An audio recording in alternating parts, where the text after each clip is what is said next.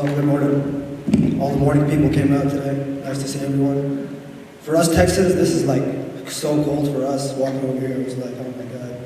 All right, so I'm going to go a little bit to the empirical data. My research field is looking at religion and spirituality and how they help with pro-social development of youth. So to begin with, it's vital for us to contextualize these trends as ongoing and fluid. These aren't fixed numbers.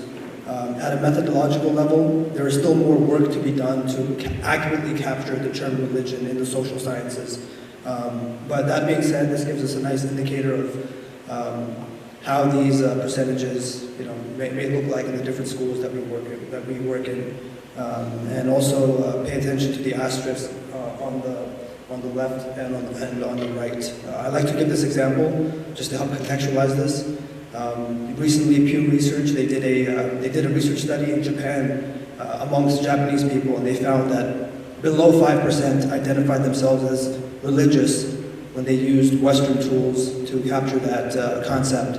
But when Japanese social scientists brought in those tools to capture salient variables such as reverence for ancestral spirits, they actually found that 60 to 70% of Japanese people identified themselves as religious. So at a methodological level, we're still building tools and ways to capture this in a more holistic, culturally fluent manner, and indigenous manner as well.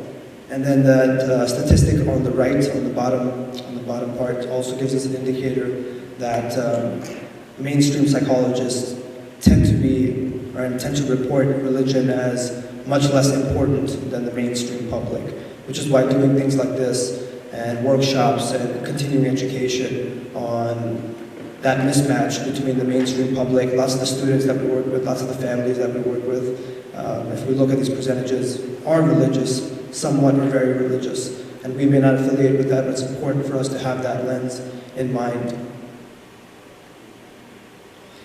So what about K-12 youth? Perhaps so these are just some indicators as to how religious American youth identify themselves. Again, just caveat the term religion that I use, just because it's not a panacea. We're still trying to figure out that concept and measure those trends in a more accurate manner.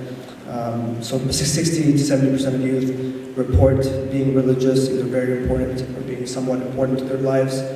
We do see a trend as youth move from young adolescence, so being from 12, 13, 14 to late adolescence into young adulthood. We usually do see a dip in organized religiosity, and we can kind of guesstimate as to why that's the case, right? The younger adolescents are a little bit closer to their families who might be religious, and then as they get older, they start exploring their identity a lot more.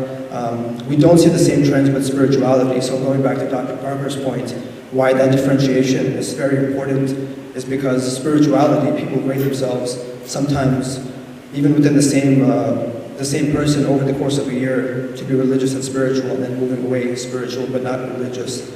But I do want to mention the fact that the strongest predictor that we know of in the social sciences as to adolescent religiosity is whether their parents are religious.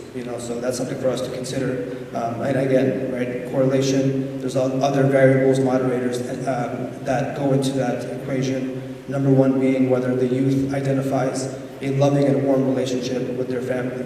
So if they have a close bond with their family unit, chances are they'll probably be, and that family unit identifies as religious, chances are they'll be at least somewhat religious as they progress through adolescence. And then this is a column on the left looking at the decrease in organized religiosity. Consecutively, we've seen a pretty big moderate dip in Americans identifying themselves through an organized religious affiliation. Although I will say in the US it's a unique compared to other Western industrialized nations. The US tends to be a lot more religious compared to Denmark, Canada, Australia. And I do want to look at if you look at the graph on the right also, there was a very interesting study that I included in my dissertation, which found that Americans actually, through the COVID pandemic, actually increased in their religiosity, which again, going back to that methodological level, it's important for us to measure this concept as it flows through different trends longitudinally amongst different groups and things like that. And we have influential stakeholders or even gatekeepers, right? And we really need to pay attention to those people when we're dealing with religiosity and spirituality, because there can be acceptance of religiosity and spirituality, and there can also be antagonism to religiosity and spirituality, and there can also be apathy. And I think that's the state of the field right now in school psychology, is apathy and ignorance about this topic. And that's almost the same as antagonism. I think we're missing something there. So when I'm talking about the social ecological model, we want to be identifying stakeholders who are going to benefit from better understanding religiosity and spirituality, and understanding the gatekeepers who are really going to influence that. So in that, try to plant some thoughts. I'm not going to spend a whole lot of time going over this, but we'll have a chance to reflect on this later. Where can we start working on this? Where can you start working on this? But also in terms of advocacy and understanding, where do we need to improve what we're doing? What I want to emphasize in this slide, as we're going through these different system approaches, who are some of the people that really, matter in this, right? So if you look at the microsystem, right, the close community that the child is in, who are the really important stakeholders and gatekeepers in that situation? This is where we can start talking to each other. So who are some important gatekeepers in those microsystems? Say like the family microsystem. Parents. Yeah, and as Saeed talked about, that's one of the, if you want to know what a kid's religious beliefs are, probably one of the best ways to is look at parents. Okay. How about in the classroom? Who's the main gatekeeper for religiosity and spirituality there? The teacher, right? So when you look at it in these microsystems, right, the adult that's in it, that's your gatekeepers. That's the people we need to be talking to about this stuff if we're going to do some intervention and work around it, right? The mesosystem is trying to get those, probably that involves getting those key stakeholders to talk to each other, or have some understanding, or even if they're not, having Zoom meetings together, there's some shared understanding about what's appropriate, and that's something that we often haven't worked out, and that's a new challenge, I think, for school psychologists, right?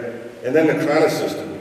Okay, in the chronosystem, this is really important, looking at the child's level of development, right? There's different, in some religions, there's actually kind of prescribed rites of passage that go along with that, and that's linked with religious education expectations about religiosity and spirituality. So there's within the child chronosystem, and within society, there's changes in religiosity and spirituality. So England, just for the first time in millennia, is no longer a majority Christian country.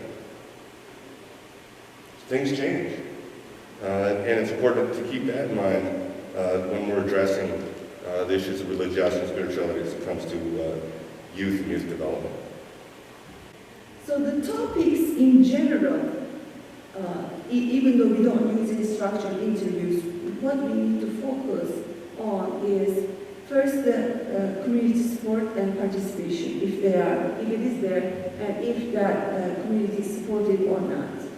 The next one is perception of mental health treatment. Some religions, they don't, or spiritual approaches, they don't embrace that. They think if you are faithful enough, you won't need a psychiatrist, you won't need a counselor or psychologist.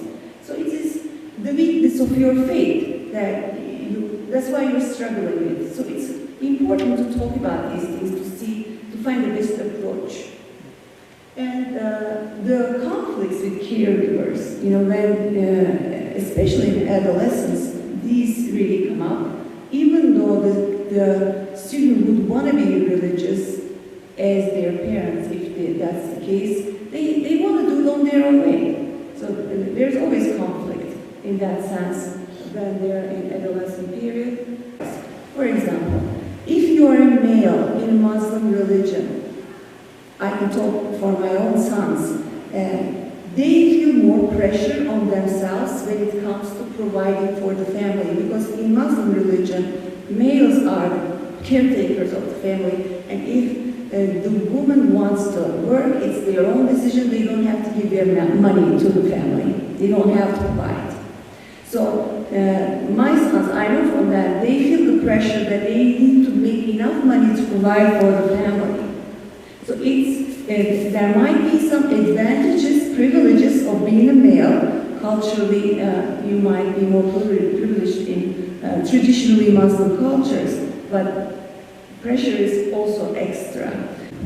You know, the thing that I'm thinking about sitting here, we have a lot of research on religion, religiosity. Like the bulk of the presentation that we're doing right now is related to religiosity. Lots of the empirical data we have is on religiosity, just because it's a more solid construct that we understand. But spirituality is something else that's entirely different. We don't really have that much research on adolescent spirituality. Even lots of the beautiful, wonderful things you all shared were related to religiosity. So just keep that in mind. You know, spirituality is kind of controversial because it's like, what is it? Can anything be spiritual, right? Is it just a sense of transcendence? You know, falling in love can be spiritual. Listening to a great song can be spiritual, you know, so how do we define it, right? So I'm hoping that, you know, maybe next year, a couple of years down the line, we have a whole other presentation on spirituality in of itself, although we will try to integrate it, pepper it in through this presentation. So this is just a quote that we want to highlight before we get more into the discussion piece and try to build this small, you know, community and just culture of trying to share some of our ideas behind these concepts.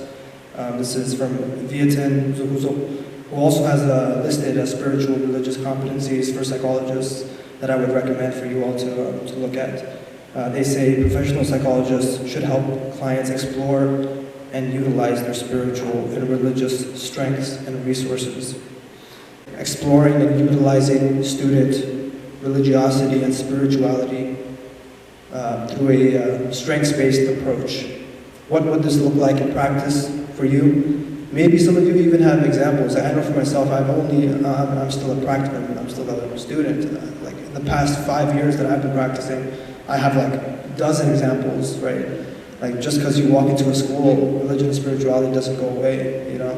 And I think you mentioned just that interpersonal approach, you know, when you connect with students, you know, when they feel those boundaries loosen up, they'll talk to you about what does God mean, you know, what does faith look like, you know, you'll have those open, deep conversations, and, you know, having that space in mind. So let me pause here for a second and have you all brainstorm on what would this look like in practice to you and whether you want to share any examples as well.